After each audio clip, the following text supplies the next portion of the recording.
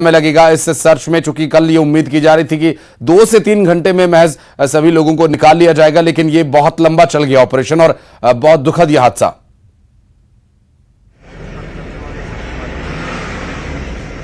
बिल्कुल इस बात का कोई प्रिडिक्शन अभी नहीं किया जा सकता, और अगर ऐसा प्रिडिक्शन करना ही बहुत जल्दबाजी होगी कि ये जो रेस्क्यू ऑपरेशन है वो कितनी देर में खत्म हो जाएगा। चूंकि जिस प्रकार से आपने भी जिक्र किया कि शुरुआती वक्त में ये कयास लगाए गए थे कि महज 2 से 3 घंटे में इस रेस्क्यू ऑपरेशन को पूरा कर लिया जाएगा, लेकिन ऐसा हुआ नहीं।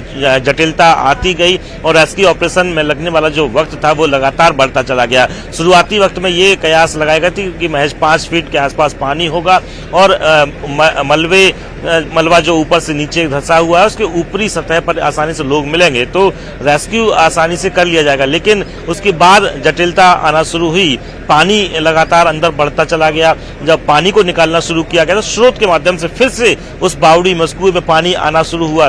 तो इसके बाद जो रेस्क्यू में लगी हुई टीम थी उन्हें मुश्किलों का सामना करना पड़ा। यही वजह थी कि बहुत ज्यादा उपकरणों का इस्तेमाल नहीं किया जा रहा था।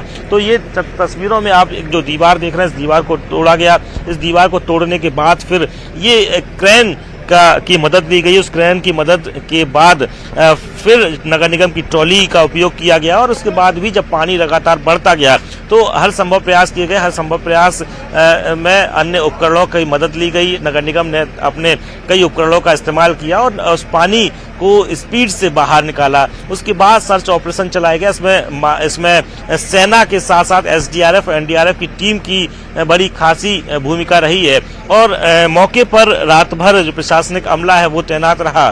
चूंकि खुद मुख्यमंत्री शिवराज सिंह चौहान निर्देशित कर चुके थे कि पूरी मॉनिटरिंग वो कर रहे हैं। पर्याप्त इंतजाम होने चाहिए, उपचार व्यवस्था पूरा प्रॉपर होना चाहिए। इसी वजह से मौके पर रात भर इंदौर के संभाग आयुक्त पवन शर्मा, साथ ही कलेक्टर इलैया राजा टी मौके पर मौजूद रहे। नगर निगम कमिश्नर प्रतिभा पाल मौजूद रही और कमिश्नर पुलिस मकरंद देउस्कर रात भर यहाँ पर मौजूद रहे।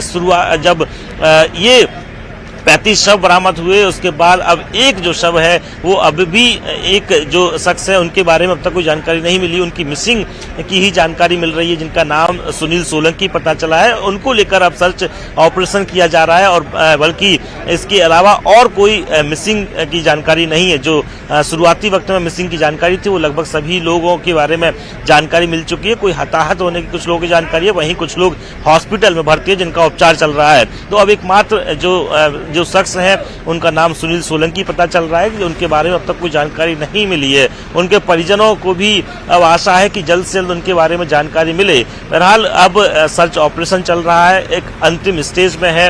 इंदौर कलेक्टर इस बात की जानकारी दे चुके हैं कि 35 शव बरामद हुए हैं। वहीं अब अंतिम समय में, अंतिम वक्त में प्रयास किए जा रहे हैं कि जल्द से जल्द रेस्क्यू ऑपरेशन को बाइंड अप कर लिया जाए। जो एक मिसिंग शख्स अब तक बचे हुए हैं उनको भी जल्द से जल्द खोज लिया जाए।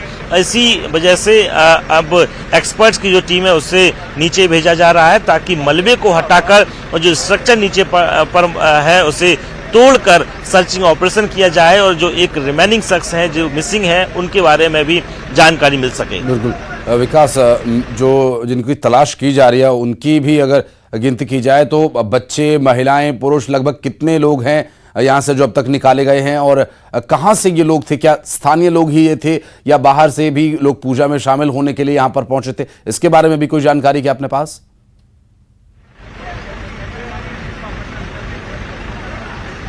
बिल्कुल, ये जिस स्नेह नगर पटेल नगर का इलाका है, जूडिंडो थाना क्षेत्र के अंतर्गत आता है। सपना संगीता के पास का ये हिस्सा है और यहीं आसपास की ही कॉलोनी के जो लोग थे वो हवन पूजन में शामिल होने के लिए पहुंचे थे। रामनवमी की पूजा का आयोजन था और आसपास के ही लोग उस पूजन में शामिल होने के लिए पहुंचे थे। और सबसे बड़ी बात जो है वो ये कि जिस वक्त जो यहाँ पूजा हो रही थी उसके जो पुजारी थे वो भी यहाँ मौजूद थे। जिस वक्त हादसा हुआ तो वो पूजा करवाने वाले जो पुजारी थे वो पुजारी सुरक्षित रहे, बल्कि उनके सामने जो बैठे हुए लोग थे जो पूजन में शामिल होने के लिए लोग मौजूद थे वो सभी जमीन में ज्यादा से और आसपास के ही रहवासी थे। और कुछ लोग तो ऐसे भी हैं जो एक ही परिवार के 4 या 5 लोग हैं। कोई ऐसे हैं जिनके परिवार का एक मासूम बच्चा है वो हादसे का शिकार हुआ है। तो अब से कुछ देर पहले जो 35वां शव निकाला गया वो लगभग 10 या 11 साल के एक मासूम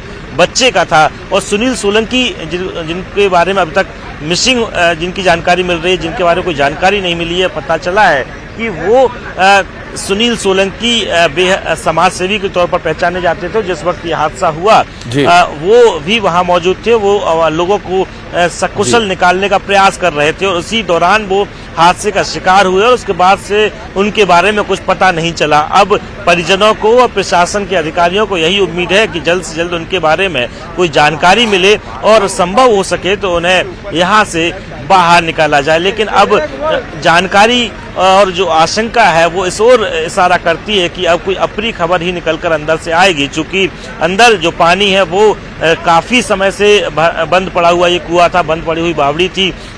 इस वजह से पानी बहुत जहरीला हो गया है। जब जिस वक्त ये पानी बाहर मशीनों के माध्यम से निकाला गया तो यहाँ पर एक जहरीली गैस जैसी प्रतीत हो रही थी, आसानी से सांस लेने में भी तकलीफ आ रही थी। तो ये आप अंदाजा लगा सकते हैं कि यदि इसी पानी में मलबे के भीतर सतीश सोलंकी दबे हैं तो उनको लेकर अच्छी खबर नहीं आएगी। और इसी वजह से अब एनडीआरएफ की टीम को निर्देशित किया गया है कि वो स्ट्रक्चर को भी इस तरीके से काटे कि किसी को कोई तकलीफ ना आए। और इसी का खास ख्याल रखते हुए एनडीआरएफ की टीम काम कर रही है और सर्च और रेस्क्यू ऑपरेशन जो है वो अब अंदर चलाया जा रहा है। लगभग 40 फीट नीचे जो है वो ऑपरेशन को अंजाम दिया जा रहा है। बिल्कुल विकास, 40 फीट गहरी बावड़ी में गिरे लोगों की जान चली गई, 35 लोग यहां पर हलाक हो गए। और यहां कार्यक्रम था रामनवमी का, लोग पूजा करने के लिए आए थे और पूजन के दौरान यह हादसा हुआ जब हवन यज्ञ यहां पर किया जा रहा था। और ये इंदौर से दुखद तस्वीर सामने आई जो ये रामनवमी के दिन हादसा हुआ। वाकई बेहद दुखद ये मामला। 35 लोगों के शवों की बरामदगी अब तक हो चुकी है, जिसमें अभी एक शख्स लापता है। अभी उसके बारे में कुछ जानकारी नहीं मिल पा रही है। आखिर कब तक उनके बारे में जानकारी मिलेगी कह पाना अभी मुश्किल प्रतीत हो रहा है, क्योंकि जिस तरह से विकास हमारे सहयोगी लगातार इस पूरे मामले पर अपडेट दे रहे हैं। करीब करीब 40 फीट इस बावड़ी की कुएं की गहराई है, जिसमें पानी काफी समय से रुका हुआ था और ये बंद था ऊपर से। ऐसे में एक जहरीली गैस वहां पर बन गई थी और जब लोग इसमें गिरे, संभव है कुछ लोगों को गिरने की वजह से चोट आई, कुछ लोगों को पानी में डूबने की वजह से अपनी जान गंवानी पड़ी और कुछ लोगों को इस जहरीली गैस की वजह से भी हो सकता है उनकी जान गई। हालांकि इस पूरे मामले में जांच होने के बाद स्थिति और बेहतर तरीके से स्पष्ट हो पाएगी और इस पूरे मामले में इस मंदिर का संचालन करने वाली समिति से भी निश्चित रूप से सवाल जवाब किए जाने चाहिए। और कई लोगों ने इस पर एतराज भी जताया था, कई लोगों ने इस पर प्रश्न उठाए थे कि ये जो बावड़ी बनी हुई है, इसके ऊपर जो छत बनाई गई है वो गलत तरीके से बनाई गई है। वास्तु का उन्होंने हवाला दिया था कि वास्तु के हिसाब से भी ठीक नहीं है। और आध्यात्म में या पूजा पाठ में जब भी कोई ऐसी जहां पर आस्था जुड़ी हो वहां पर इन बातों का बहुत ध्यान रखा जाता है कि सभी जो तैयारी है या पूजा पाठ के लिए आप जहां बैठे हैं वो वास्तु के हिसाब से भी उचित होना चाहिए। विकास, इन सभी विषयों को लेकर कल प्रश्न उठाए थे वहां पर मौजूद एक स्थानीय शख्स ने कि ये अवैध तरीके से बना हुआ है, गलत यहां पर निर्माण किया गया है, इसके बारे में कौन जिम्मेदार है? चूंकि अब यह हादसा बहुत बड़ा हो गया है तो निश्चित रूप से अब जवाबदेही तो बनती है।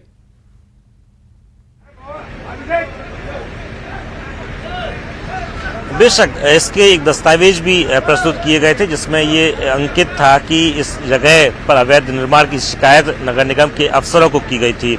लेकिन ये वक्त जो है वो अब इस और इशारा नहीं करता। फिलहाल ये ही कहा जा रहा है कि रेस्क्यू ऑपरेशन किया जाए और रेस्क्यू ऑपरेशन के बाद जांच हो। हालांकि इंदौर कलेक्टर ने मजिस्ट्रियल जांच के आदेश भी दिए हैं। खुद मुख्यमंत्री शिवराज सिंह चौहान ने जांच के प्रत्यक्ष से आदेश दिए हैं। तो आने वाले वक्त में ये तो स्पष्ट होगा ही कि इसमें दोषी कौन है और उस दोषी के खिलाफ कड़ी कार्रवाई भी होना तय ही माना जा रहा है।